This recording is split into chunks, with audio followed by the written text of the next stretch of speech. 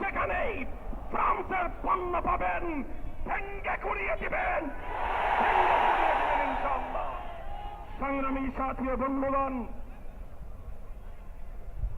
আজকের এই ফ্রান্সের দূতাবাস ঘেরাও কর্মসূচির এই উত্তাল জনতাকে লক্ষ্য করে পাপ ভাঙ্গা তৌহিদি জনতার এই স্রোতকে সামনে রেখে এই পর্যায়ে গুরুত্বপূর্ণ নির্দেশনা প্রদান করবেন হেফাজতে ইসলাম বাংলাদেশের সংগ্রামী মহাসচিব কায়েদে মিল্লাত মুজাহিদে মিল্লাত শেখুল হাদিস আল্লামা জুনায়েদ বাবু নগরী।